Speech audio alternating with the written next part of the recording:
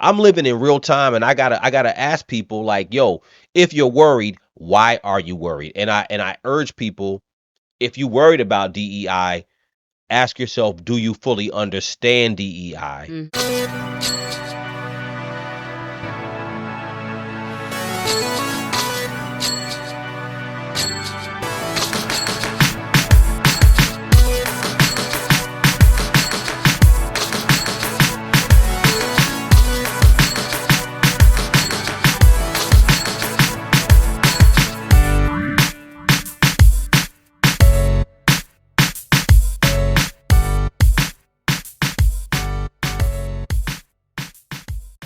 Yeah, yeah. Welcome back to the Crucial Convo podcast. I'm in the building tonight with my ace by my side. Yeah. Hello, everybody. Hello. What's going on? So Yes. we're gonna chat a little bit tonight about D to the E to the I. It's been so much stuff going on. I mean, Trump been in office. He ain't been in office a week. Hasn't even been in office for a week. Look, Dialing it up on everybody. I'm not even going to lie, I saw this coming because I saw the lineup. I saw how he was lining everybody up, getting the right people, everybody in their place. Right. So when the time comes, when he say go, everybody ready to go with they it. can go. So I'm not surprised by how fast this is happening. I feel like this. Yeah, me either. I feel like it was planned to be this way. Yeah. So I'm not surprised either. I mean, it's been so much talk, and you know what? I think at the end of the day, it's gonna be, people are gonna talk all the way through his presidency. I think that you know, we talk about this a lot. There's always this whole like, either I hate everything that Donald Trump does or I love everything he does.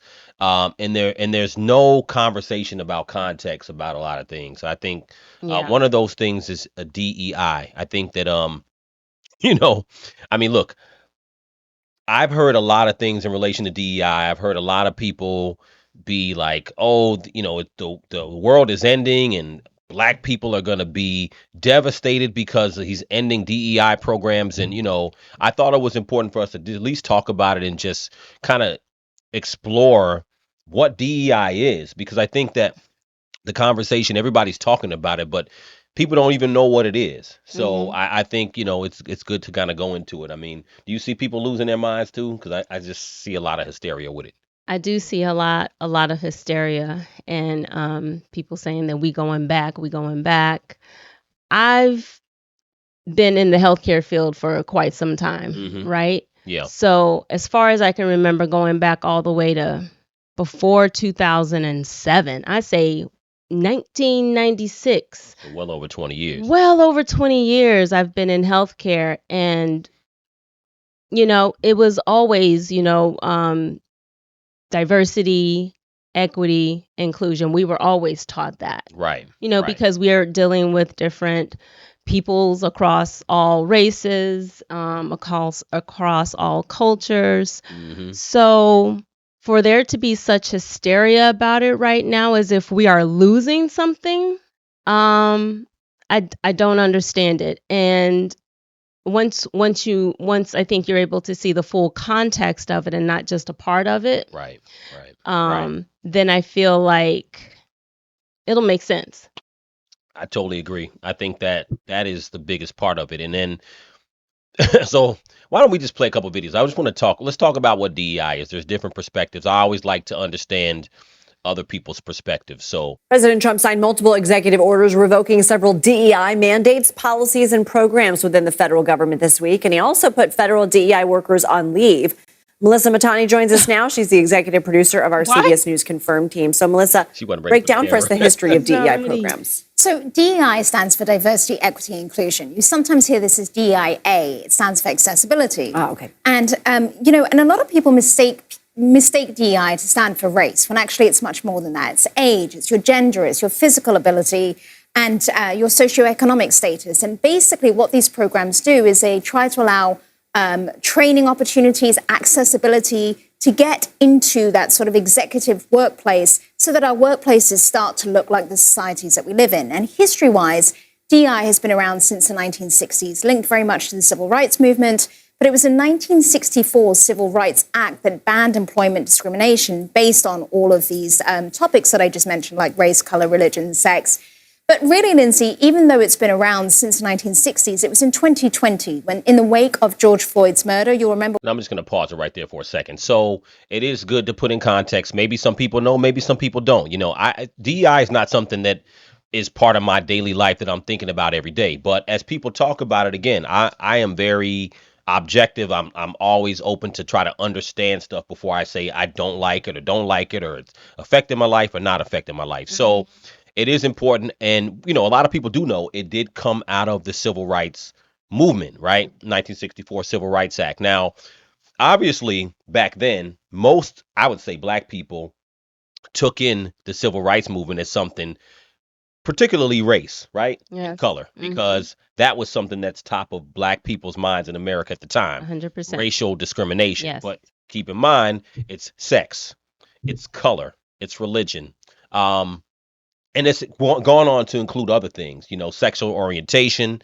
It's gone on to include obviously age. You know what I'm saying? So, just to put that in perspective before I play the rest, it's not just about black people per se. You know what I'm saying? And this has been kind of the reason why I'm saying that it's been framed around this idea where it's like these, black people aren't gonna get jobs because DEI initiatives are being rolled back in certain places. We had these big protests on the streets, and that's when companies rushed to get more diverse people into executive positions. And with this big push, we also saw a big backlash with political figures on the right, people like Elon Musk really pushing back and saying that DEI equated to racism against white people and specifically white men.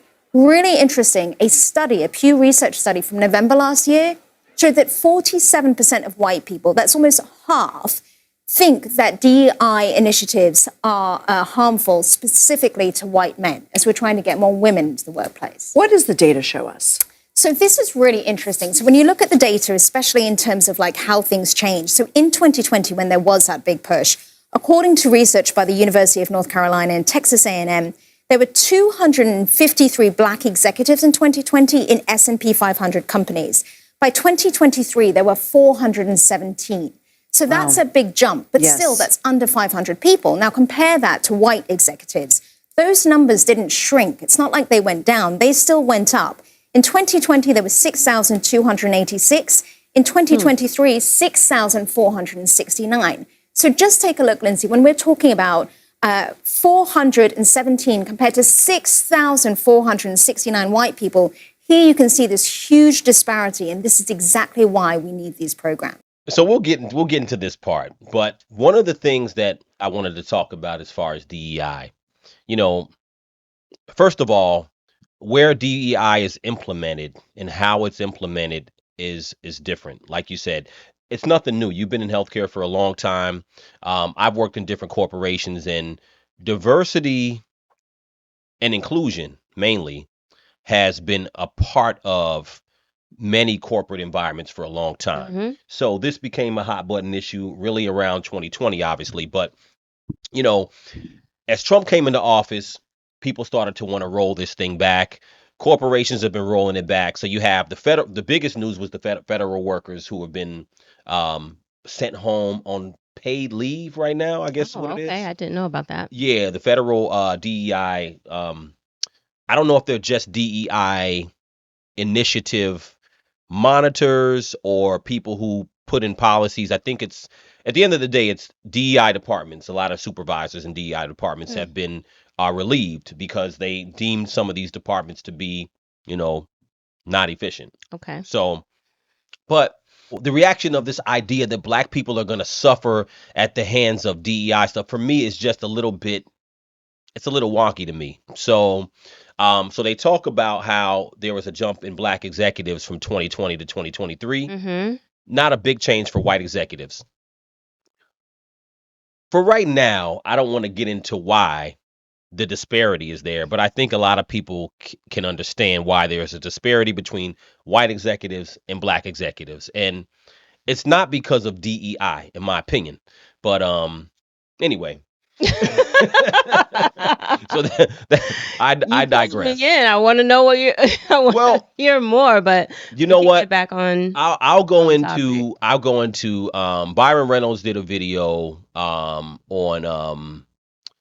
Chris Crom not Chris is it Chris Cuomo show? Yeah, Chris Cuomo show. I thought it was interesting what he had to say about DEI. So let me play this for a minute and then we could talk. But Okay. any comments about DEI so far for you? Or you Well, I'm just trying to find, like, after I see these clips, then I kind of want to give my for perspective sure. on everything. For sure. So, yeah, I heard the stats and everything and know the history, so I just kind of want to hear a little bit more. I mean, I do have my own personal opinion about Yeah. DEI, but Yeah. I mean, I can go on with that, but I want to see the direction in which all of this is going, and then I'll Okay. Well, come I'm gonna back. play Byron Reynolds his little clip from his interview because I think he puts it in perspective too, as Mhm. far as his opinion. So I'm gonna let this No, play. but what I do appreciate is that I do appreciate going back and seeing at what time was it initiated, and I think that's an important factor to note.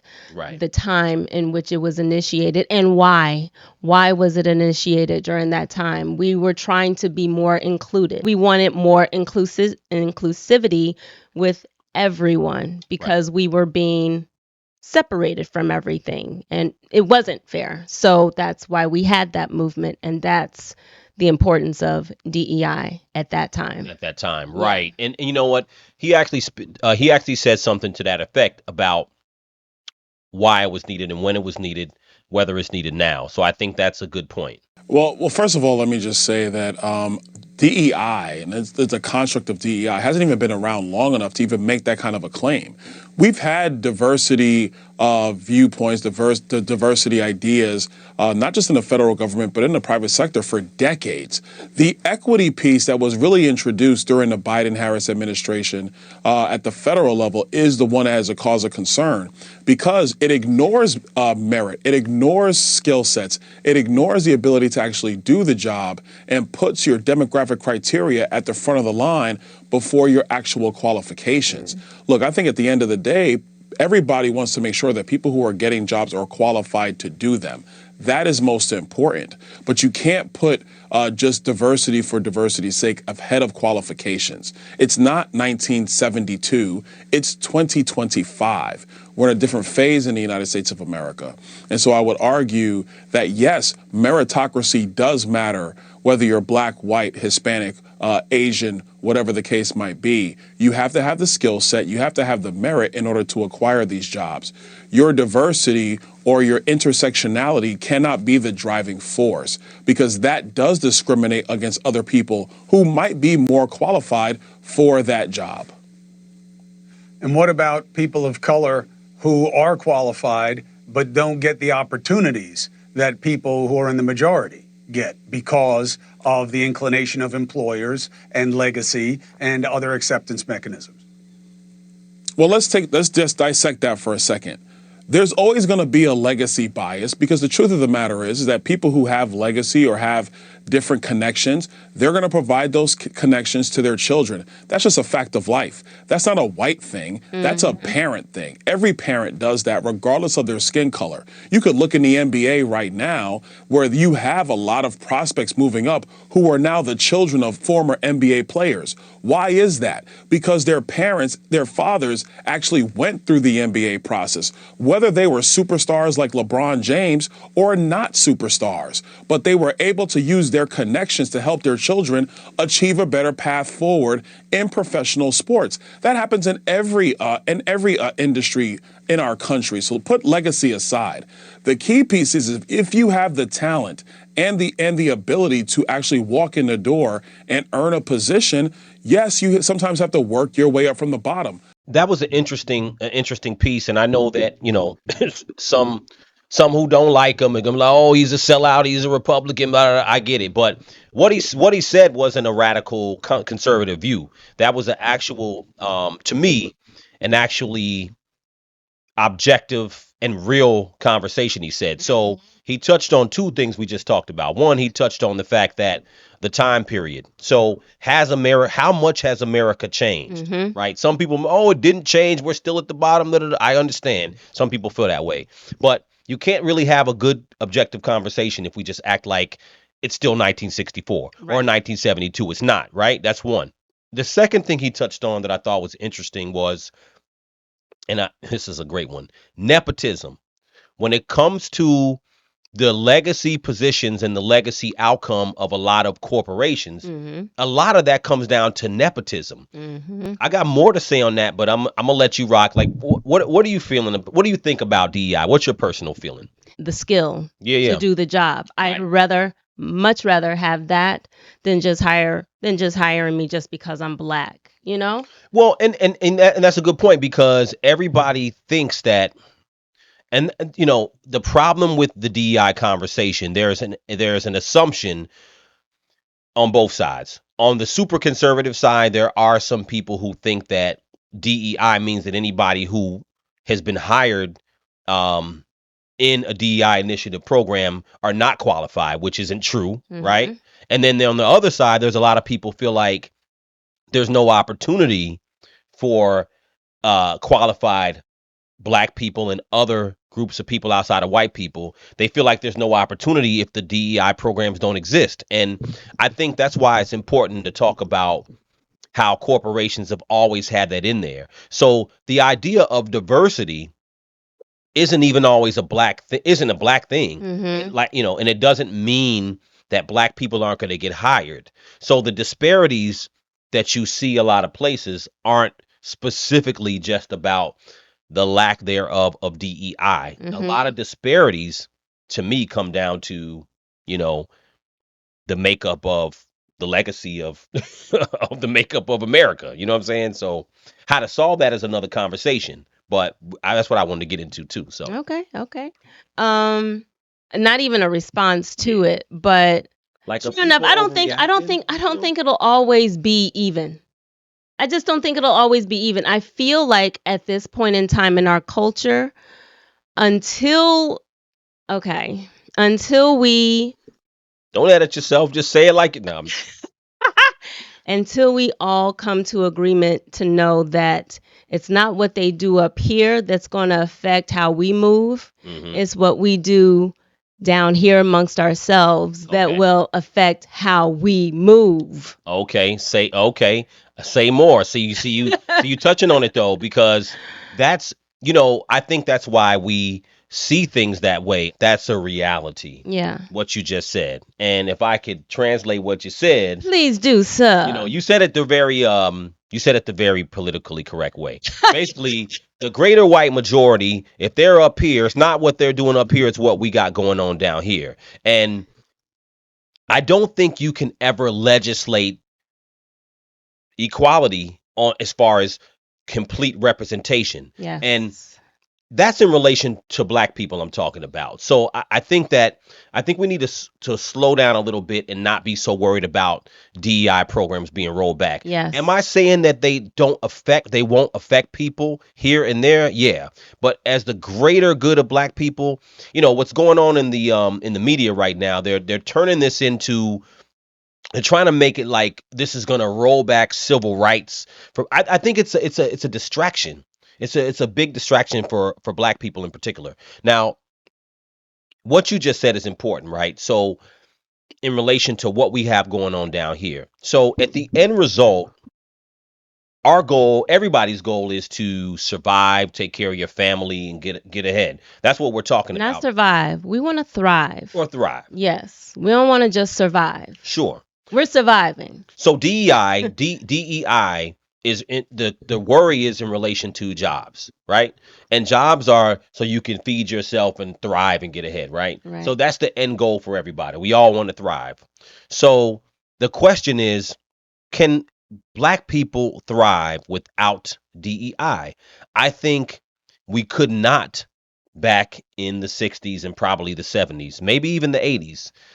The question is, in 2025, is that really the issue?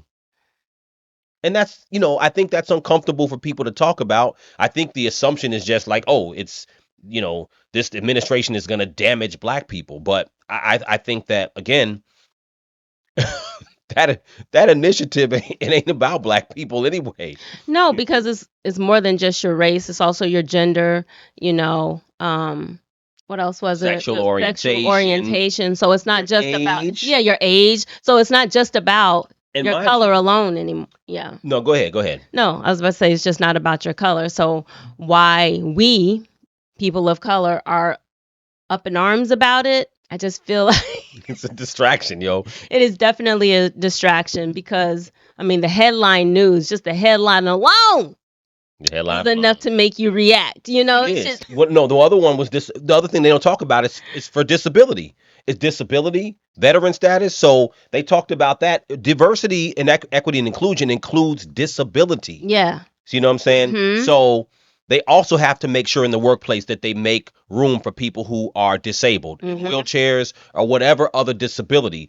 They have to cater, they have to Mandate. accommodate for There's that. ADA regulations. Yes. ADA So regulations you all have of to that, accommodate. yes, yes, all of that's under So that for umbrella. those with physical, mental, all It's disabilities. all under that. So it's there's nothing wrong with it, but I'm saying that I don't know why that's being badged as something for black people. It's not our badge. DEI is not our badge. So I think I think for a time we need to kind of step back and not go so far to think that that's what it's all about. You know what I'm saying? Right. And you know, the other thing is that so the nepotism part. That is the part that I think is going to be hard for people to really absorb because that's the reality. The Hmm. reality is that again, if you have kids, this is where the realness comes into play. So, of course, you want your kids to grow up and be included in their job and school and XYZ, but I mean like you said, you can't legislate. We can never legislate equality. I don't think we can. Yeah. Um let me say this. Let me just say this. You know, some of the most upward mobile people in the country economically, Asians might be at the top right now. Hmm. They may be at the top, and that includes Far East and includes Indians because they Hmm. are Asians too. And economically, they're at the top. Um, when you look at the government makeup, they talked about 65, 70%, I think, white and about 19% black.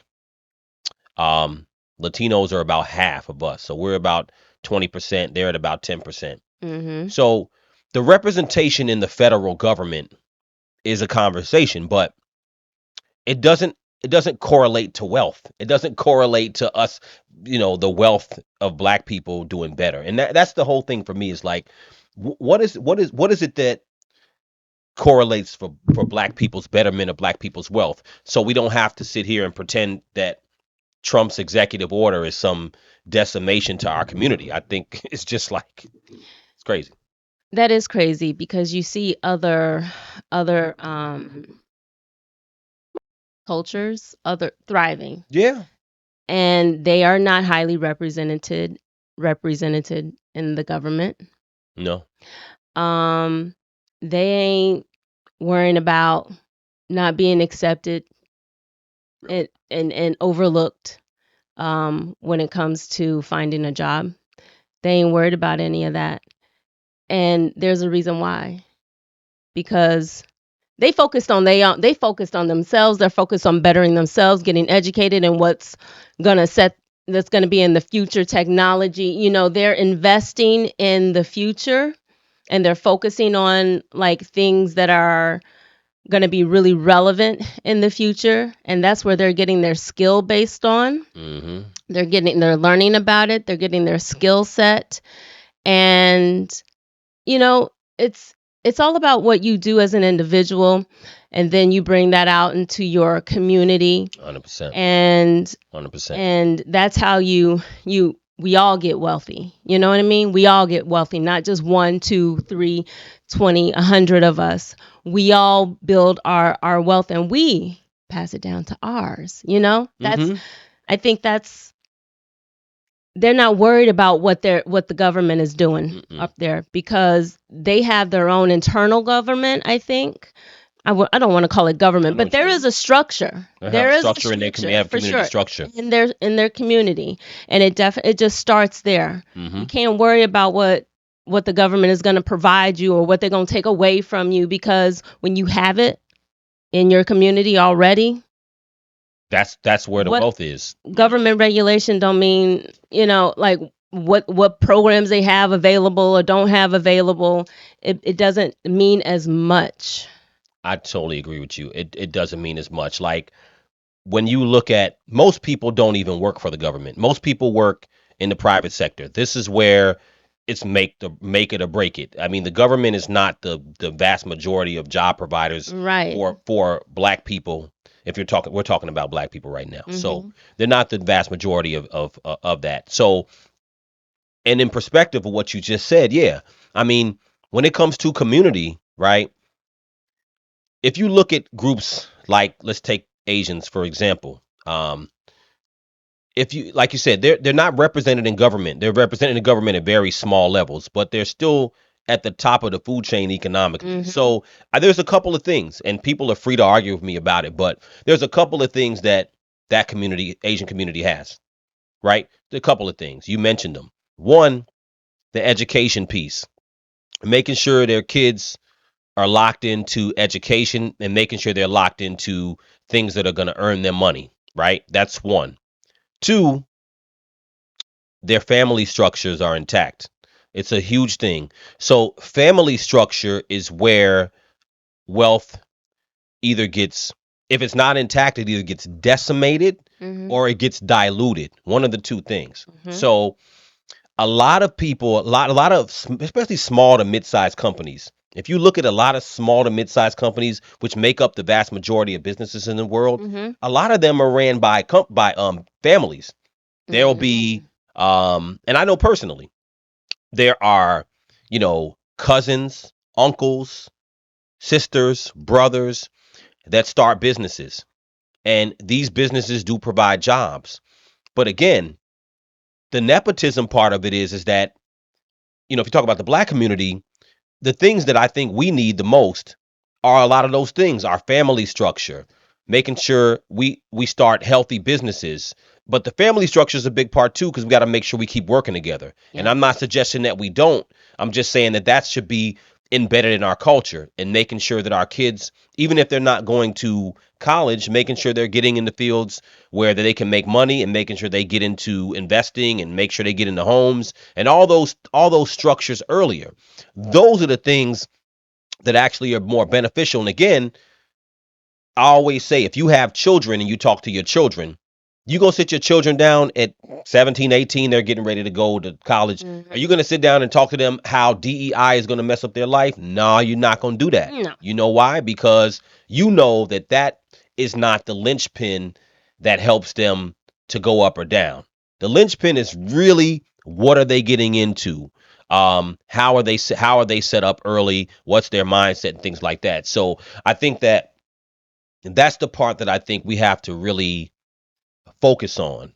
And I think that there's this constant tugging at the heartstrings of the civil rights movement, and I feel like we're not using the civil rights movement in the right way. We're using it as a level of fear. We're always talking about, it's people talking about getting rolled back to never lived that life, don't even know what it's like. I feel like, the people who sacrificed for us to be here, whether you black American or you're a black from any other part of the world, you get the benefits. Yes. You get the benefits of Dr. King, Malcolm X, Medgar Evers, and all the other people in that era, the movement that you want to talk about. We all benefiting from it. So 100%. if we gonna benefit from that, to keep acting like and keep acting like, oh, we're getting rolled back to that time, I think is an insult, because a lot of people, most of us haven't lived in that time. You understand what I'm saying? Yeah. Only people who are in the baby boom era, our parents' age, Yeah. who lived in that time, can truly understand. But I'm sick of listening to people who are 30 years old or 40 years old, and or even 20 years old, talking about, oh, we're gonna get rolled back to 1964. No, no, no, no, no, no, no, no. Stop it. And it's stuff like this that's used to to pull at the heartstrings. So it's crazy. Not even pull at the heartstrings, but Or the puppeteer people. Yeah, control. yeah, yeah. Think about that one. No, you're right. You're right. It's not, I mean, all the pulling at the heartstrings and taking you back and saying we ain't going back is, you got to ask why. And what are you going back to? What are you going back to? What are you really going back to? So Oh, yeah. let me play this interview with Stephen A. Smith. It was also a good conversation about DEI. I'll just play a little bit of it.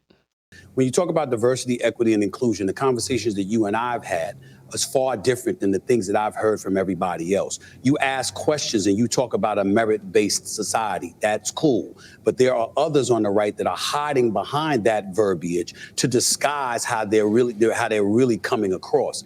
When you say diversity, equity, and inclusion, you're basically trying to imply, not you, but I'm talking about some on the right, are trying to imply that everybody that got hired under DEI is that you certainly weren't competent, you weren't qualified. Well, that might be the case, or it might not be. Let's understand that we don't get to ignore why the existence of DEI came to be. It was because of the inequities in the system, the people that weren't hired before, competent individuals from minority communities throughout this country that weren't feeling like they were being treated fairly. You and I have had this discussion over the Rooney Rule in sports. Certainly, you would think that you should be able to interview whoever you want. You shouldn't be forced to interview an African-American candidate. Why did the NFL implement that policy? It implemented that policy because of inequities that were exercised by various NFL owners spanning history. All I'm saying is let's not forget that reality. Its existence. Why did it come to be to begin with? So when you eradicate the program and then you turn around, let's say, for example, hypothetically, you get rid of DEI at ESPN, or you get rid of DEI at Fox News or any place else. And then you turn around and you got 7, 8, 9 different positions and all of them are white. You're basically implying that all of those white folks are the best candidates, and we couldn't find anybody from any different community that were competent. That's my concern. The top personality at ESPN. That is not me complimenting you. It's a fact. You are number one. Yes. Did you get there because of DEI? No, I don't think so. I don't think so. So but I know that but you don't have to worry. I think a legitimate argument can be made that my inception into this business might have played a role in that. That might have played a role.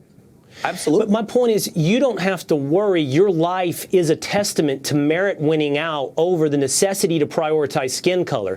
You pointed out that people will be like, well, everybody that was hired over the past 5 years were beneficiaries of DEI.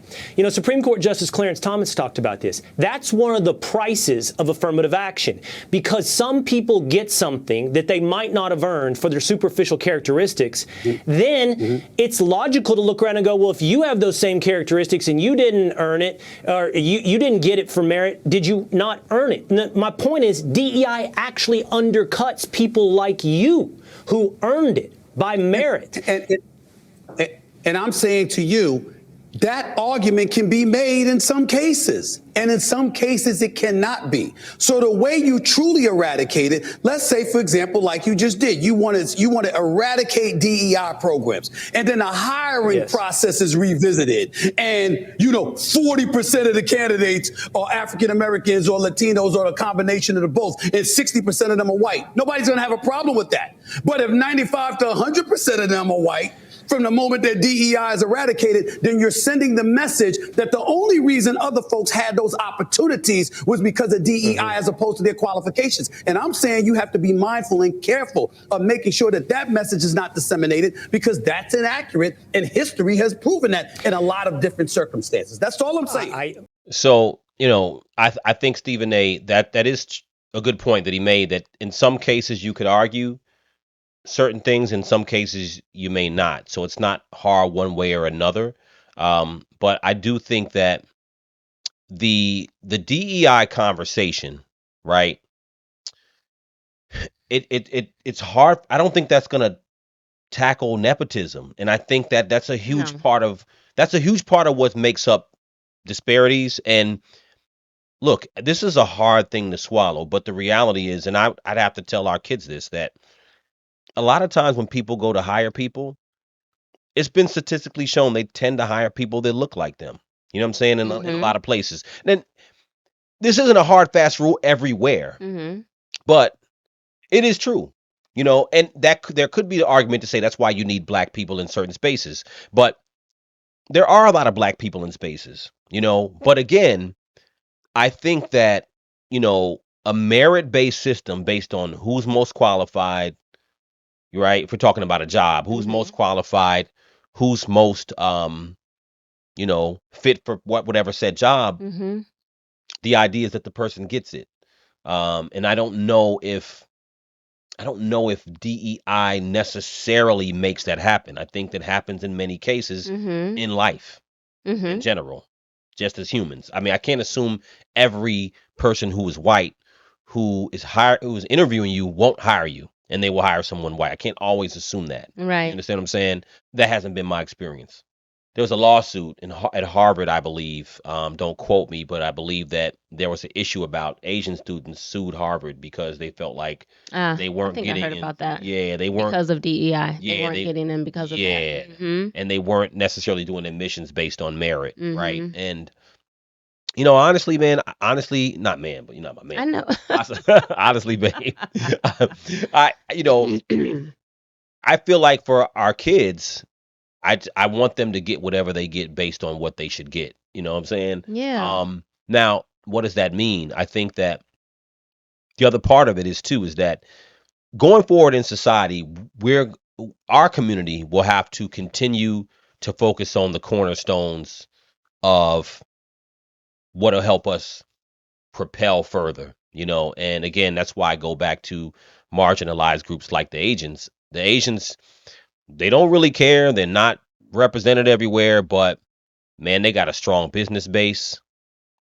You know what I'm saying? They got a strong ass business base, and that's really what it is. That's what makes up that's what makes up the I hate to simplify life, but Yeah. in America, that's what makes up the base of economic mobility, you know. Yeah. Yeah, so I don't think DEI is going to affect us in a major way. I think this is going to help us to reevaluate. It Yeah. should help. It should make us reevaluate what we need to do to level up. Are you qualified for that job? And if so, go in there, give it your all, and you may get the job. You may not get the job, but it may not also be because of who you are. Right. Maybe there was someone more qualified. That's a hard thing, and that's a hard thing to prove or disprove. And you It's a know, hard thing you to, know, yeah, it's a hard thing to prove or disprove. I think going back to the Trump to the people who were laid off in the government, if you will, I think they were hired to monitor and they don't quote me, I could be wrong, but I think they were hired to monitor DEI initiatives. Like cases. DEI initiatives and cases. I think they were involved in that part. So But there's no more DEI, so they have no job. well, that's what I'm saying. I think Yeah. that's exactly what it was. They got rid of those jobs Yeah. because they felt like they weren't needed anymore. So Here's another thing. Here's another perspective too. Do you think if DEI was that important or made that much of a difference in a company and making money, if you think that part of a department was making money, that they would get rid of it? It may have been costing companies money. If something is making the government money, they won't take it away. Obviously, I think there's just more than one way to look at it, right? I think, of course, yeah. you know, so this is just another perspective, another way to look at it, is because if companies weren't making money from the whole DEI initiative, would they be so willing to let it go? Well, you know what? I to that point, I think that I don't know why companies let it go, but they started to roll it back. I think that this is my opinion. Let me keep it real. Why corporate companies jumped on it after George Floyd died? They jumped on it because I think it was a popular thing to do, and the reason why it made money is because when people were tearing shit up across the country, They say, you know what? Let's jump on the DEI. Let's jump on that whole initiative. Again, it's not a new thing. They just made it. They just, oh, we're Target and we're down with diversity, equity, and inclusion. Basically, code for we're down with black people who are angry. You know what I'm saying? And I think that's my opinion. I think that was something corporations put into play to try to one, keep support of all the discontent amongst black people and other people who were mad about George Floyd. Plenty of other non-black people were mad. I think that was just a game for corporations to keep money flowing in and to make sure people weren't canceling them or hating them. You dig what I'm saying? That's what that was about. So it was, I'm not saying they didn't hire more people or whatever. And again, it's not even just about black people, but I think that's what it was. And then it lasted a few years. Trump is in now, and they're like, okay, we don't really need this whole DEI thing anymore. So, to your point, I think it was making the corporations money just by embracing the idea that was making them money. And then from there, it's like, well, we don't really need this no more because that's not the temperature of the country. The country's not running around looting and being mad and angry because some injustice to someone black.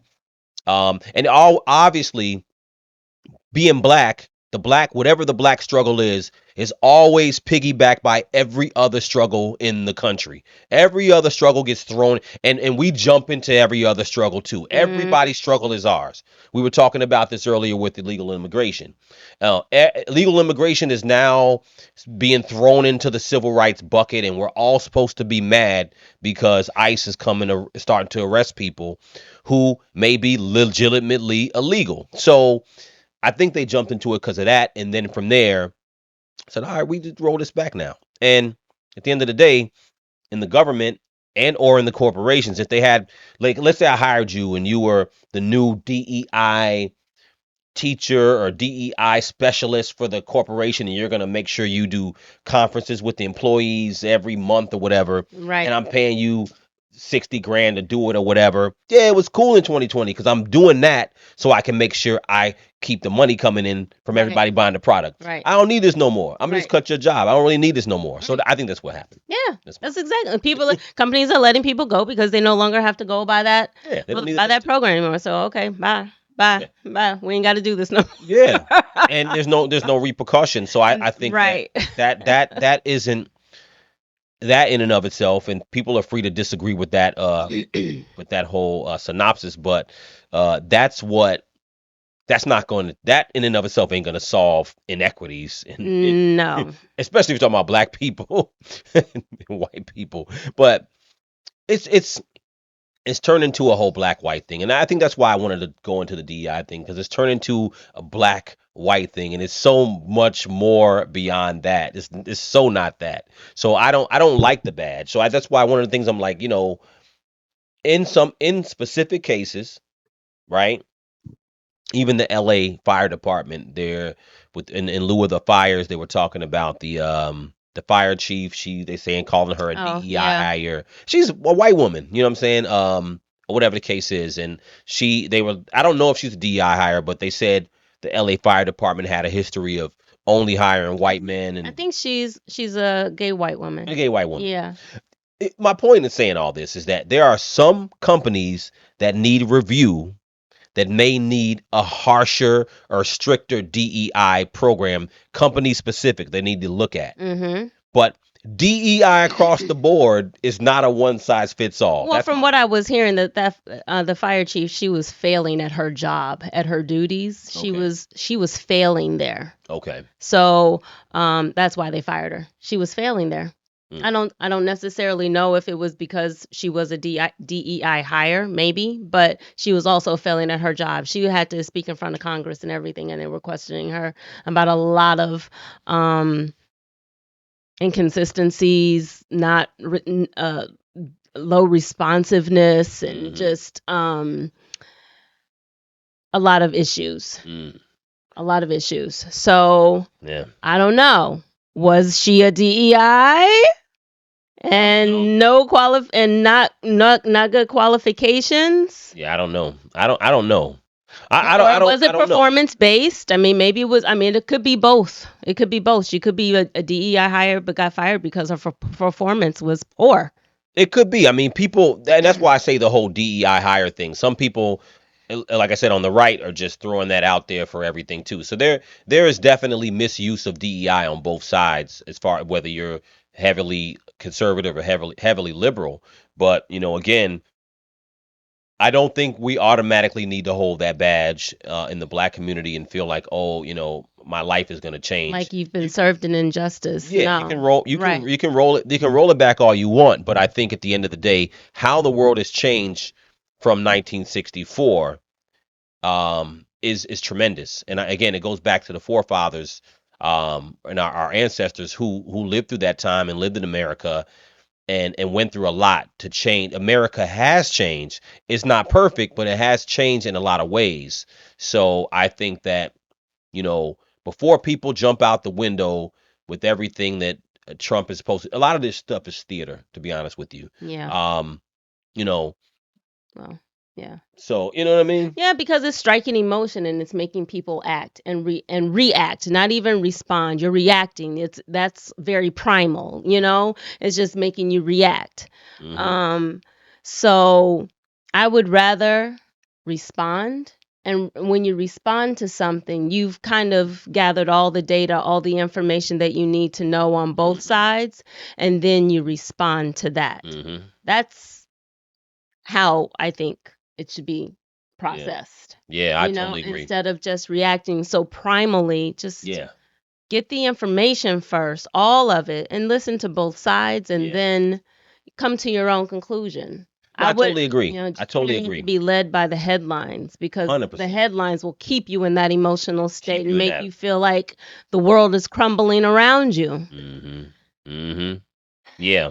And it's funny because I haven't seen so far, and again, maybe it'll change, but I haven't seen any visceral reaction relation to DEI other than the black community. We're supposed to wear it. I haven't seen anybody who's gay come out and be like, all afraid that their life is going to change. I haven't seen Right. women in droves. I haven't seen disabled people. I haven't seen any Latinos so much. I haven't seen any other groups of people, whether it be Asians or anybody else that's not American white. I haven't seen anybody come out. This issue is always ours. Our because badge to wear. It's our badge to wear. And again, point being is that It does tie back to our times, but yeah, it does tie back to our times, and that's the only connection, is that it ties back to our times where it was needed, but we are well beyond those years now. Yep.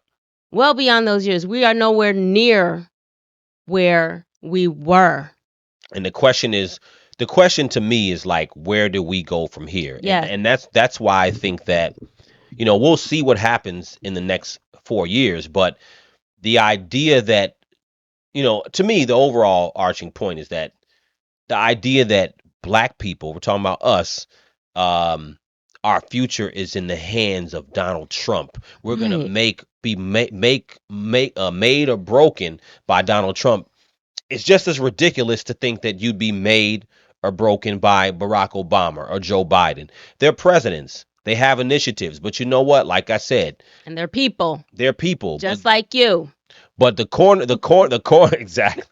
They're people just like you. They don't hold the control to your life. No, they don't. They don't hold the control to your life. Let me say one more thing about that too. Yes. And we talk about this all the time. Please remember local politics, your state and your municipality, because while people are going all crazy about the federal government and he's going to roll back a DEI program, and they've frozen civil rights litigation in this case and that case, I get it. But keep in mind, while you doing that, who controls the trajectory of your everyday life for the most part governmentally? Local. Pay attention to your mayors. Pay attention to how they're spending your money. Pay attention to your school district. So your governors. Pay attention to your mayors. Pay attention to your county assessors who are assessing your property taxes, that are raising your taxes every time. That stuff has nothing to do with Donald Trump. Pay attention to what's happening locally, because those are the things that affect your pocket. You know what I'm saying? And that's the part that I wish people would understand. But that's not sexy. That doesn't string at civil rights emotions at all. But you know what? Guess what? That's what hits your ass in the pocket.